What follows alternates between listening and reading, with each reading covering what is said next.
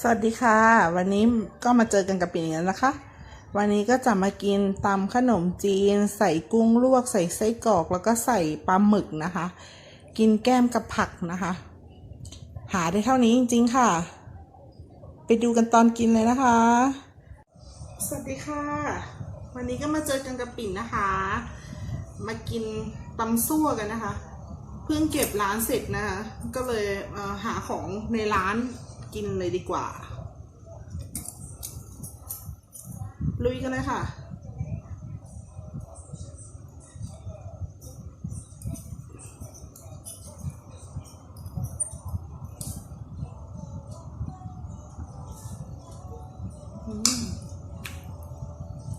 ปลาหมึกนะคะ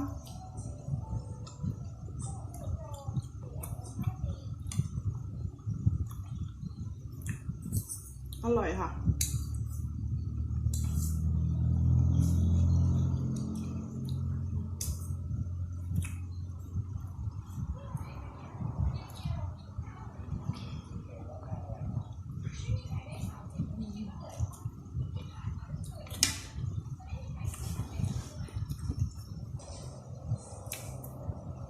ขออนุญาตใช้มือค่ะ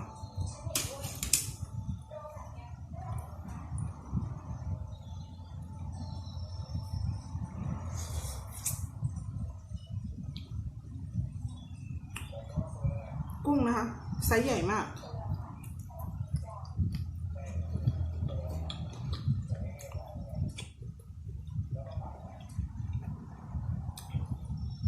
หิวข้าวค่ะเพิ่งเก็บร้าน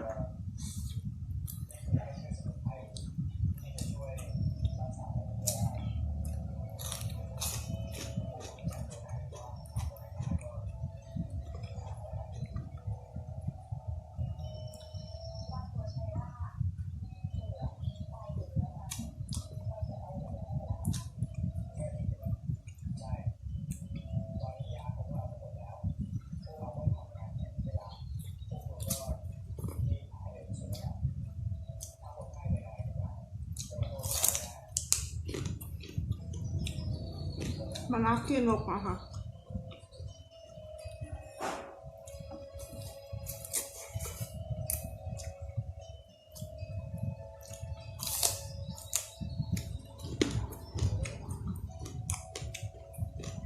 ไส้กรอกค่ะ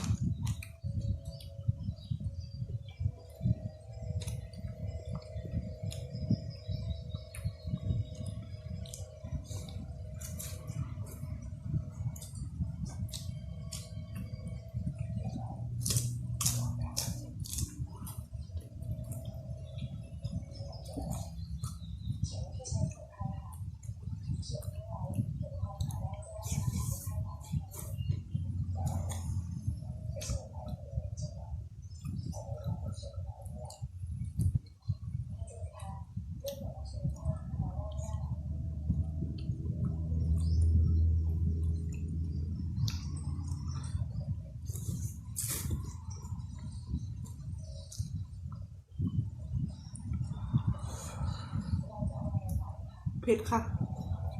เริ่มเผ็ดแล้วค่ะ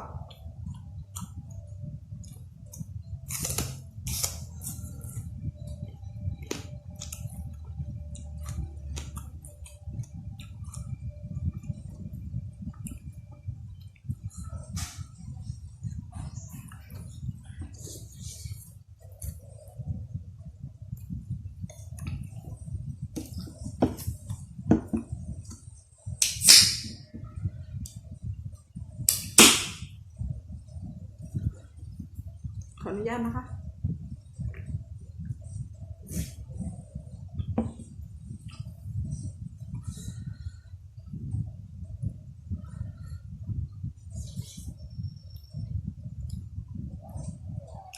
กุ้งค่ะ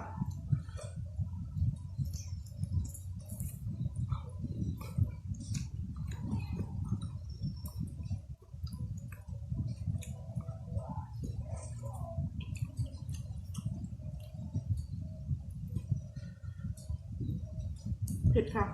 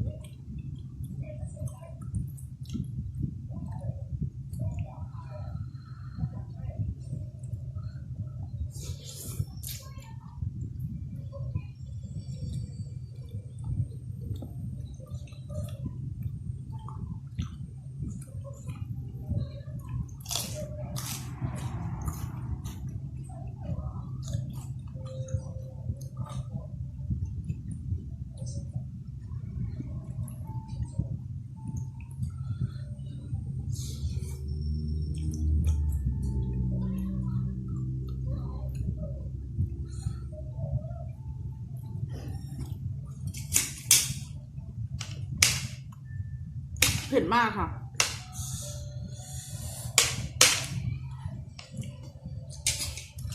เผ็ดค่ะ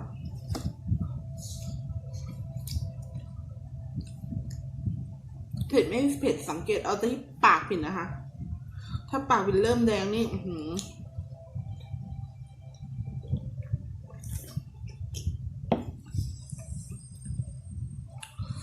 เผ็ดค่ะปกติปิ่นเป็นคนกินแบบกิน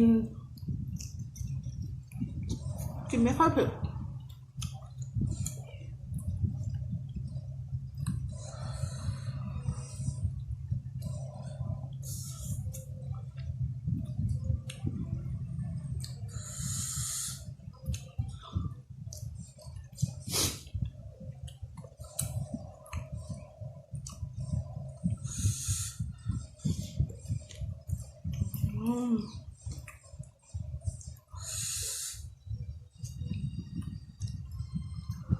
เผ็ดค่ะขออภัยนะคะ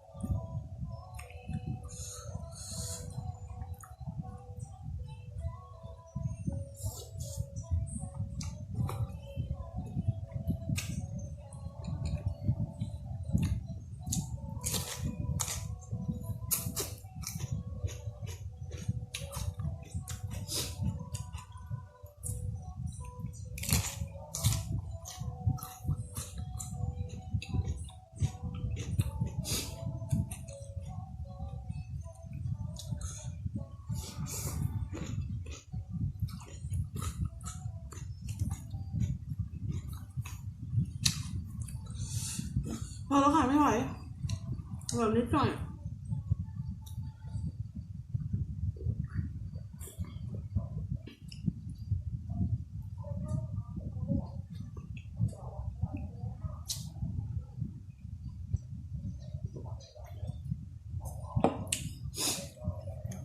สำหรับคลิปนี้ปิ่นก็ขอตัวลาไปก่อนนะคะสวัสดีค่ะ